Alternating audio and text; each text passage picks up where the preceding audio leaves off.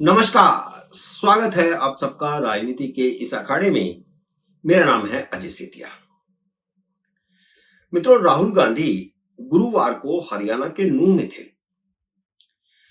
जहां जमानत पर छूटे नूंह दंगों के जिम्मेदार मामन खान कांग्रेस के उम्मीदवार हैं। उनके लिए वोट डालने की अपील करते हुए राहुल गांधी ने कहा कि पहले पंजाब के युवाओं में नशे की लत थी, अब यह हरियाणा में भी बढ़ती जा रही है। स्वाभाविक है कि वे देश की हर समस्या के लिए नरेंद्र मोदी और अडानी को जिम्मेदार ठहराते हैं, तो यह काम उन्होंने नूंह में भी किया। मुझे 2018 का एक किस्सा याद आ गया। तब पंजाब में कांग्रेस की सरकार थी और कांग्रेस सरकार ने सरकारी कर्मचारियों का डोप टेस्ट करवाने का फरमान जारी किया था। तब अकाली दल की सांसद और उस समय की केंद्रीय मंत्री हरसिमरन कौर ने कहा था कि जो लोग 70% पंजाबियों को नशेड़ी कहते हैं, पहले वे अपना डोप टेस्ट करवाएं। तब सुब्रमण्यम स्वामी ने कहा था कि हरसिमरत कौर ने राहुल गांधी की तरफ इशारा किया है, क्योंकि हरसिमरत कौर ने किसी का नाम नहीं लिया था। तो सुब्रमण्यम स्वामी ने उसकी व्याख्या की। उन्होंने यह भी कहा कि राहुल गांधी कोकीन लेते हैं और अगर उनका डोप टेस्ट करवाया जाए तो वे फेल हो जाएंगे। स्वामी कई बार आरोप लगा चुके हैं कि राहुल गांधी अमेरिका के हवाई अड्डे पर सफेद पाउडर के साथ पकड़े गए थे। यह बात कई बार वे कह चुके हैं और मीडिया में भी चर्चा होती रहती है। तब यह बात जब वे कई बार कह चुके थे तो उन्होंने फिर इसका खुलासा भी एक बार किया।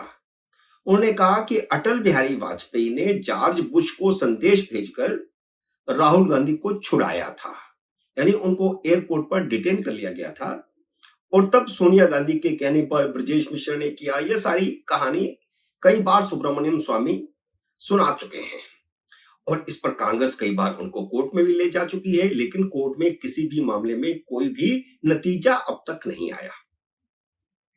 यह बात आज मुझे इसलिए याद आ गई क्योंकि राहुल गांधी ने माथुराम की जलेबी के बाद अब हरियाणा में बढ़ते नशे की बात की है।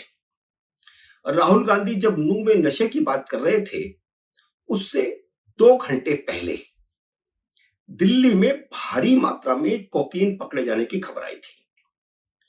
पकड़ी गई कोकीन की कीमत 5200 करोड़ रुपए बताई गई है, जो अब तक दिल्ली में पकड़ी गई सबसे बड़ी मात्रा है।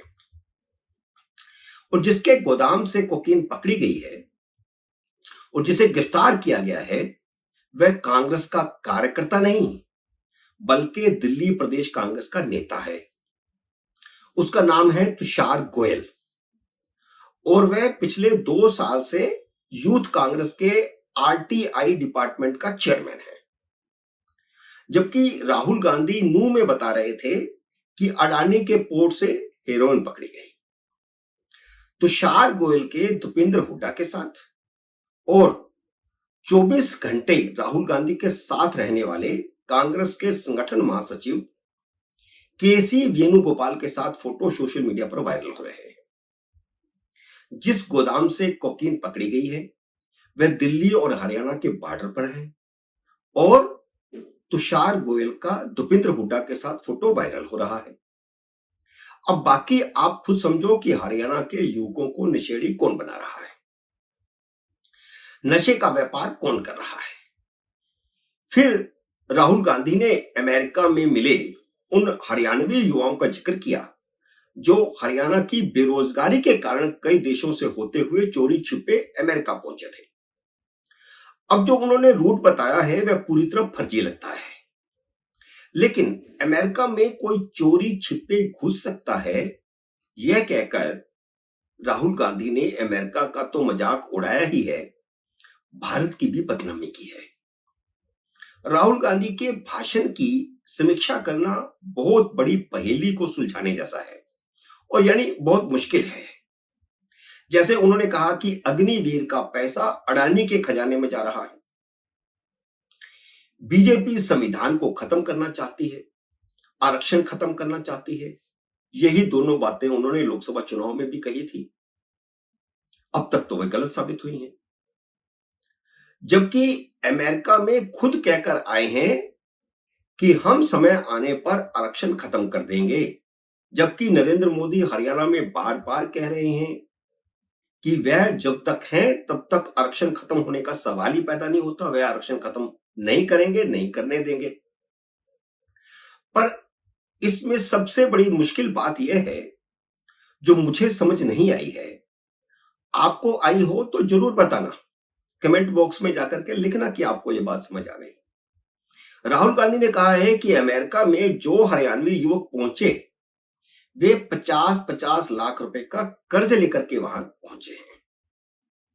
यह ऑन रिकॉर्ड उन्होंने कहा है। पहली बात तो यह है कि जो बंदा 50 लाख रुपए का कर्ज ले सकता है वह कोई धंधा भी कर सकता है, और निकालने को इसका मतलब यह भी निकाला जा सकता है कि हरियाणा में पर्ची और खर्ची से सरकारी नौकरी अब पुरानी बात हो चुकी है। दूसरी बात यह है कि 2 दिन पहले राहुल गांधी कह रहे थे कि गोहाना का मातूराम जलेबी वाला कर्ज लेने जाएगा तो बैंक उसे कर्ज नहीं देंगे, और हरियाणा के दर्जनों युवक बैंकों से 50-50 लाख रुपए का कर्ज लेकर चोरी छुपे अमेरिका पहुंच गए। असल में राहुल गांधी खुद को पप्पू साबित करते रहते हैं। उनका पप्पू का यह नया अवतार अब मार्केट में आया है। एक तरह से पप्पू की वापसी हो गई है। भारत यात्रा के दौरान उन्होंने जो अपनी छवि सुधारी थी वह फिर से हरियाणा के चुनाव में दिखाई देने लगी है। उनके पप्पू अवतार की वापसी के कुछ बहुत सारे किस्से हैं, जिनमें से मैंने एक दो का ही जिक्र किया है। उन्हें जितना असल में बताया जाता है वह उतना ही बोलते हैं और उतना भी सही नहीं बोल पाते। जिस मातूराम को बैंक कर्ज देने से मना कर रहे हैं, यह राहुल गांधी ने कहा।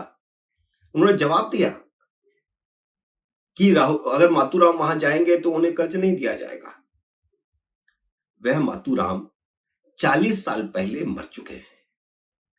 राहुल गांधी उस समय स्कूल में पढ़ते थे। मातूराम का बेटा भी मर चुका है। अब उनके पोते दुकान चलाते हैं, और मातूराम के नाम पर उनके पारिवारिक सदस्यों की एक नहीं दर्जन भर दुकानें हैं। सिर्फ गोहाना में नहीं और कई शहरों में भी है हरियाणा के। और राहुल गांधी ने खुद बताया कि उन्हें कार में दीपेंद्र हुड्डा ने जलेबी का डिब्बा दिया और उन्होंने उसको चखा। राहुल गांधी ने अपनी कार में बैठकर जिस मातूराम की जलेबी की खोज की है उसे अटल बिहारी वाजपेयी और नरेंद्र मोदी प्रधानमंत्री बनने से पहले उसकी दुकान पर जाकर के खा चुके हैं।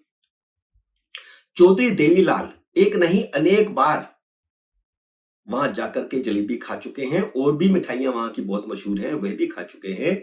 और देवीलाल तो वहां बैठ करके 1-1 किलो जलेबी खा जाते थे।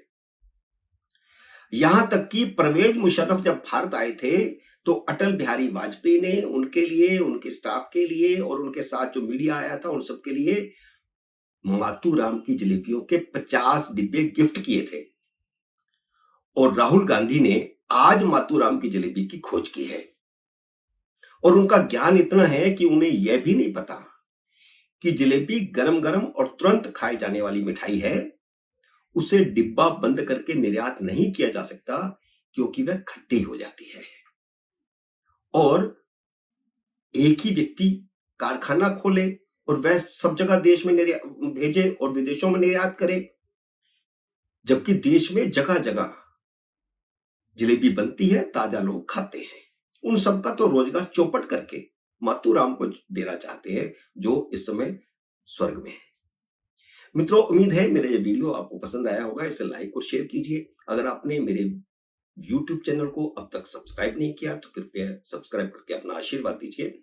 जल्दी मिलते हैं अगले वीडियो में किसी अन्य विषय के साथ। तब तक नमस्कार।